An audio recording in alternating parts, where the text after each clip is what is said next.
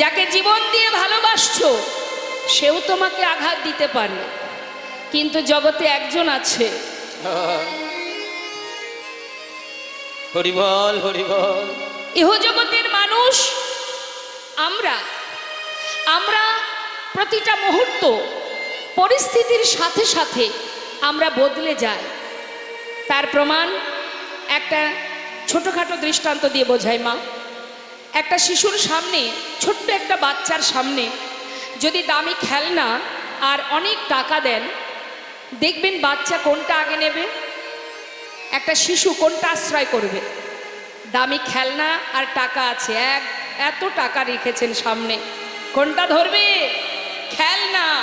সে টাকা নেবে না, কিন্তু আগে গিয়ে খেলনাটা ধরবে। তার মানে তার সেই বয়সের আশ্রয় খেলনা। যখন সে আরেকটু বড় হবে, আরেকটু বড় হলে তার আশ্রয় বদলে যাবে। সে কি নেবে তখন? লেখাপড়া। সারাদিন বই খাতা নিয়ে ছুটবে। মা বাবা কি বলবে? বাবা শুধু পড়াশুনোটা ঠিকঠাক করা, আর কিচ্ছু দরকার নেই।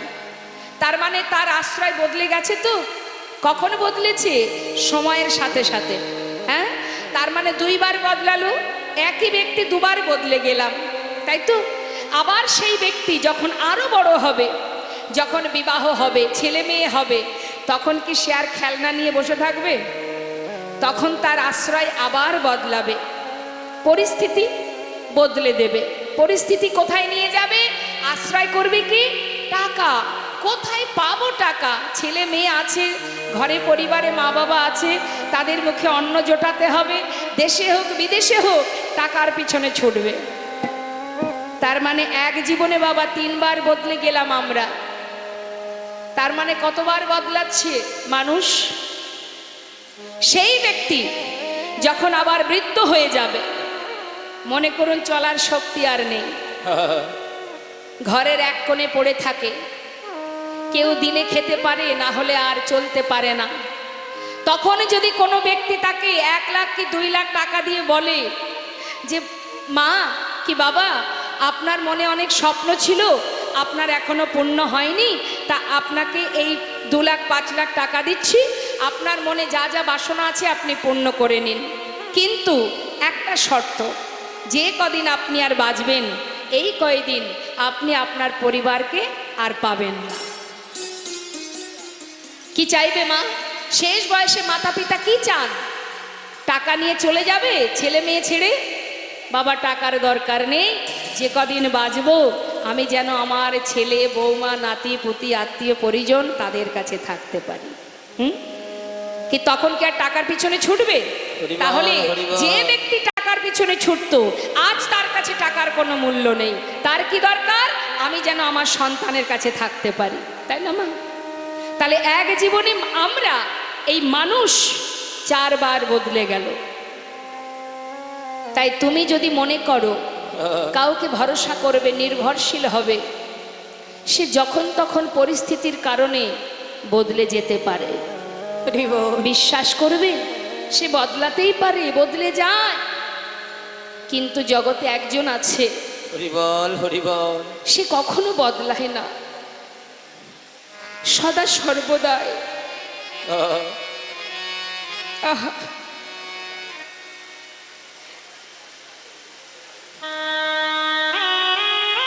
জন্ম থেকে মৃত্যু পর্যন্ত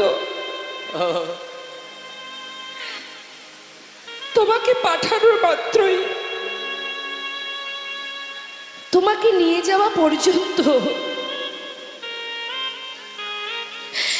সে সর্বদাই হরি বল, হরি বল, আমাদের মাথার উপরে আছে, ছায়ার মতো আছে, সুখে আছে দুঃখে আছে। তাকে ভালোবাসলেও সে তোমার কাছে থাকবে, হরি বল, তাকে ঘৃণা করলেও সে তোমার কাছে থাকবে। সে কখনো তোমায় ছেড়ে যাবে না। তার প্রমাণ প্রতিনিয়ত এই শ্মশানে আপনারা দেখতে পাচ্ছেন। হরি বল, হরি বল, যাদের জন্য গোটা জীবন মাটি করেছে তারা কেউ সাথী হয়নি, ওই হরি নাম কৃষ্ণ নাম ছাড়া। হরি বল। হরি বল। আর আমাদের আপন বন্ধু কেউ নাই, তাহলে যে আমার আপন, যে আমার সঙ্গের সাথী, যে সুখে দুঃখে সর্বদাই আমার কাছে আছে, বিশ্বাস যদি করতে হয় তাকে করব, ভরসা যদি করতে হয় তাকে করো, নির্ভরশীল যদি হতে হয় তার প্রতি নির্ভরশীল হও। এ জগতে আর কারোর প্রতি আশা করো না কিছু, তুমি তোমার দায়িত্ব পালন করো, কিন্তু ভরসা করো না। তাই আমাদের ইহ জগতে আমাদের মুক্তির পথ এই মহামন্ত্র, এই হরিনাম। চলতে ফিরতে মুখে নাম করো, হাজার হাজার বাধা বিপদ থেকে তুমি উদ্ধার হয়ে যাবে। একটা মানুষ ভগবানের সেবা দেয়, ভগবানের নিজের অন্তর মাঝে, বুকের মাঝে জড়িয়ে ধরে তাকে ভালোবাসতে পারে। চাইলে ভগবানকে নিয়ে কত রকমের, দেখুন অনেকে আছে, অনেক ভক্ত দেখবেন স্নান করাচ্ছে, সেবা দিচ্ছে, হ্যাঁ, সাধু সঙ্গ করছে, ভগবানের সেবা দিচ্ছে, কত রকমের আনন্দ পাওয়া যায়। মনুষ্যকুলে জন্ম পেলে এগুলো সম্ভব, কিন্তু একটা পশু তো সেটা পারে না, একটা বৃক্ষ সেটা পারে না। তো আমরা যখন সেই সমস্ত জীবজন্তু কীটপতঙ্গ হয়েছিলাম, তখন আমরা ভগবানের কাছে কেঁদেছিলাম, কেন না পশুকুলে জন্ম দিও না, বৃক্ষকুলে জন্ম দিও না, হে প্রভু, জন্ম যদি তুমি দেবে তাহলে মর্তধামে তুমি আমাকে মানব কুলে জন্ম দাও। হরি বল, হরি বল। মানব দেহ পেলে কি হবে না, মানব দেহ পেলে বদনে হরি নাম করা যায়, দোহাত দিয়ে তোমায় সেবা করা যায়।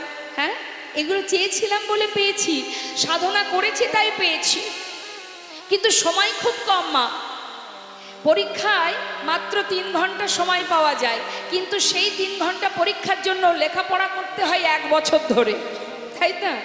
তাহলে 1 বছর কষ্ট করে সময় পাচ্ছি 3 ঘন্টা। আমরা 84 লক্ষ 80 লক্ষ জনই কীটপতঙ্গ হয়েছি, 4 লক্ষ মানব জনম।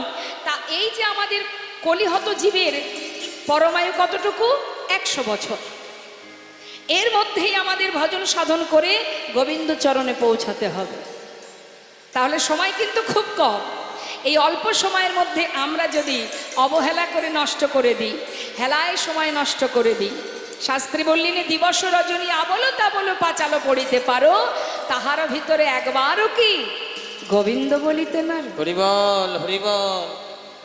দেখবেন আমরা আন কথায় মেতে থাকতে ভালোবাসি, বাসি না? এখানে যত ভক্ত এসেছে সবাইকে আর মন দিয়ে কীর্তন শুনবে মনে হয়?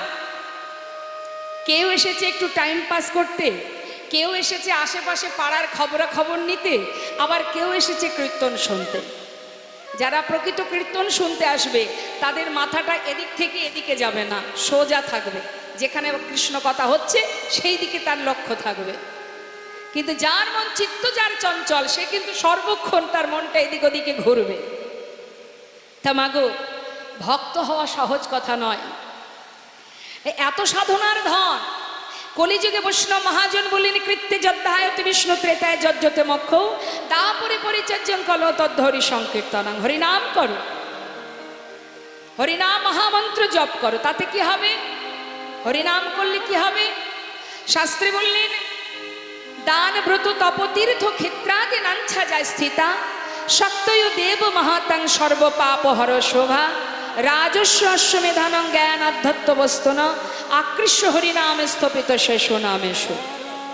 তার মানে আপনি যদি দান করেন, দান করলে আপনি পুণ্য অর্জন করছেন, ব্রত করছেন তাতে পুণ্য অর্জন হচ্ছে, যজ্ঞ করছেন পুণ্য অর্জন হচ্ছে। তো কেউ দেখবেন লক্ষ্মী পূজা করে, মা লক্ষ্মীকে ভালোবাসে, কেউ শক্তি সাধনা করে মানে মা কালীকে ভালোবাসে, কেউ সৌর সাধনা করে, কেউ শিব সাধনা করে, কেউ গণেশ পূজা করে। যে যাকেই ভালোবাসুক তার আলাদা আলাদা বাবা ফল আছে, কি আপনি পুণ্য অর্জন করছেন, আলাদা আলাদা ফল। কিন্তু যদি কোনো জীব এই মহামন্ত্র জপ করতে পারে, এক হরিনামের মধ্যেই যত রকমের জগতের ব্রতের পুণ্য অর্জন হয়, আলাদা আলাদা পুণ্য অর্জন হয়, সব রকমের পুণ্য একমাত্র হরিনামেই লাভ করা যায়। তাই গৌর হরিবোল হরিবোল।